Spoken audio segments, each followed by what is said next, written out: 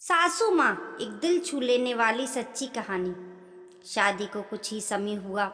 आज काम के लिए नौकरानी नहीं आई, इसलिए अंजू बर्तन धोने लगी। धोते धोते उसके हाथ से कांच का कप नीचे गिरकर टूट गया। कप टूटते ही वह डरने लगी कि उसकी सास अब जली कटी जरूर सुनाएगी। आवाज़ सुनते ही उसकी सास दौड़ती दौड़ती हुई आई और बोली कि बेटी क्या हुआ। उसने रुआनी सी होकर बोला कि माँ, पता नहीं ध्यान रखकर काम करते हुए भी कैसे मेरे हाथ से ये कप नीचे गिरकर फूट गया। सास बोली कि बेटी चिंता नहीं कर, कप ही तो फूटा है। भले ही इसके कितने ही टुकड़े हो गए हों, पर मेरी बेटी के दिल के टुकड़े ना हों। मेरी बहू से महंगा क्या ये कप है। और हाँ, तुझे अभी ये सब करने की कहाँ ज़रूरत आ पड़ी। मेहंदी भी नहीं उतरी तेरे हाथों से। अभी तुम राज के साथ ज़्यादा से ज़्यादा वक्त बिताओ और एक दूसरे को समझो, तभी तो तुम दोनों की नींव मजबूत होगी। ज्योति, इधर आना, अपनी भाभी का ख्याल रख, अभी इस घर में नई आई है। अंजू, तुम मुझे अपनी माँ ही समझना, मुझे भी तुम्हारा दिल जीतना है, सास बनकर नहीं, माँ बनकर। शब्द क्या मानो अमृत के घूंट थे। देखते देखते अंजू की आंखें झलझला हो गईं। वे सास के पैरों में गिर गई और बोली कि मैंने एक माँ छोड़ी है तो दूसरी माँ पाई है, बल्कि ये माँ तो पहली माँ से भी ज़्यादा ममता मेरे लिए रखती है। यदि घर में कप टूट जाता तो माँ भी दो बातें कहे बिना नहीं रहती। रात को अंजू की जैसे नींद ही उड़ गई। रह रहकर शाम की घटना याद आ रही थी। सास के बारे में उसकी जो सोच थी, उससे विपरीत सास का व्यवहार पाया।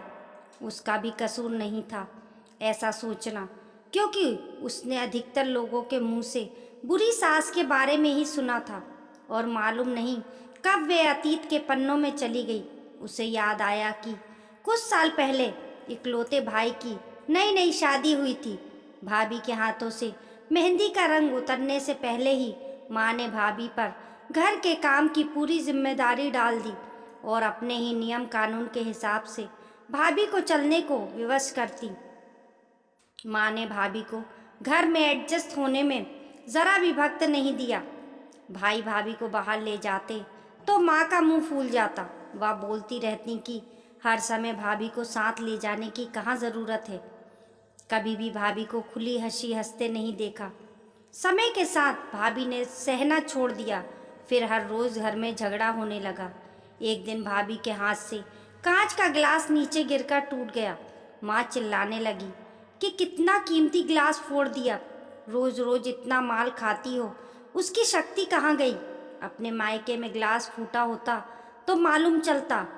कोई भी काम ठीक से नहीं होता, ना जाने कहाँ ध्यान रहता है।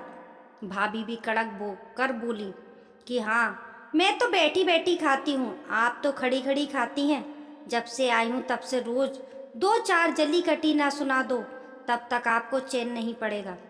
कभी मेरी माँ को तो कभी मेरे बाप को, हमेशा मेरे मायके वालों को कोसती रहती हो। दोनों तरफ से तीर बरसकर एक दूसरे को छलनी कर रहे थे। घर के अलावा उसने और भी जगह सास बहू के झगड़े सुनते सुनते डर सा गई थी। वह शादी से कतराने लगी, पर माँ बाप के कारण शादी करनी पड़ी और एक अनजाने भय को लेकर ससुराल आ गई। पर आज की घटना से उसकी सोच ही बदल गई कि सब सास या बहू में ऐसा ही नहीं होता है। नींद न आने की वजह से उसने सोचा, चलो थोड़ी देर माँ से बात कर लूँ। माँ ने इतनी रात को उसको फ़ोन करते देखकर बोला कि अंजू, सब ठीक तो है ना? कहीं जवाई राजा या सास ननंद से तो झगड़ा नहीं हो गया? वह बोली, नहीं माँ, ऐसा कुछ नहीं। मालूम है माँ, आज मेरे हाथों से कप नीचे गिरकर टूट गया। तभी सास आ गई और आगे बोलती उसके पहले ही माँ ने बोलना शुरू कर दिया कि बेटा, फिर तेरी सास के चिल्लाने पर तूने अच्छा जवाब दे दिया ना? हाँ बेटा, कभी भी दबकर नहीं रहना। तू भी पढ़ी लिखी अच्छी लड़की है, तेरे में कोई कमी थोड़ी ही है जो सुनेगी। तभी बात को काटते हुए तेज आवाज में अंजू बोली कि माँ, अब बस करो, मैं अपनी दूसरी माँ के खिलाफ कुछ नहीं सुन सकती। माँ एकाएक सहम गई और बोली, तू ये क्या बोल रही है? हाँ माँ, आज मेरे हाथ से जब कप गिरा तो सासू माँ ने अंत में बोली, अब तो आप समझ गई ना सारी बात। और हाँ माँ, सास ने सिर्फ बोलने के लिए नहीं बोला, वे वाकई में ज्योति की तरह मेरे से व्यवहार कर रही हैं। माँ एक बात कहूँ, आप बुरा तो नहीं मानेंगी? हाँ बोल बेटा। माँ, काश आप भी मेरी नई माँ की तरह भाभी के साथ व्यवहार करती तो शायद भैया भाभी अलग घर में नहीं होते। माँ, मेरी सास ने शुरू से ही अपने प्रेम से नींव मजबूत कर ली तो उस पर टिका परिवार में मजबूती कैसे नहीं आएगी। आज माँ को महसूस हो रहा था कि वो नहीं बल्कि अंजू उसकी माँ बनकर उसे अच्छी शिक्षा दे रही है। माँ को अपनी गलती का एहसास हो चुका था।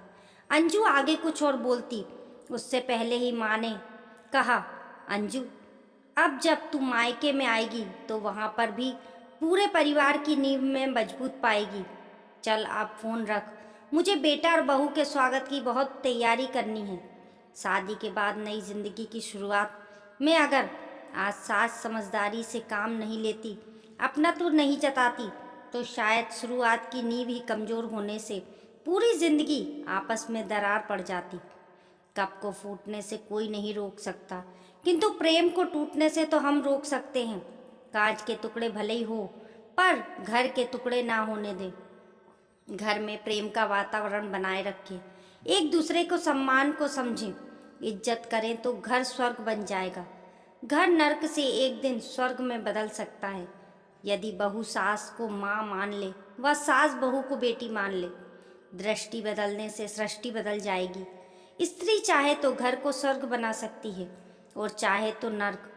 घर में कभी भी बेटी और बहू में भेदभाव ना करें, कभी भी बिना वजह बहू को परेशान ना करें, क्योंकि वही आपके घर को बढ़ाएगी और आपके बुढ़ापे का सहारा भी तो हमेशा हर रिश्तों को खूबसूरती से लेकर चले। कहानी पसंद आने पर लाइक करें और अपने दोस्तों के साथ शेयर करें। हमारे YouTube परिवार का हिस्सा बनने के लिए चैनल को सब्सक्राइब करें। कमेंट बॉक्स में बताना न भूलें आपको कहानी कैसी लगी। मिलते हैं फिर एक नई कहानी के साथ।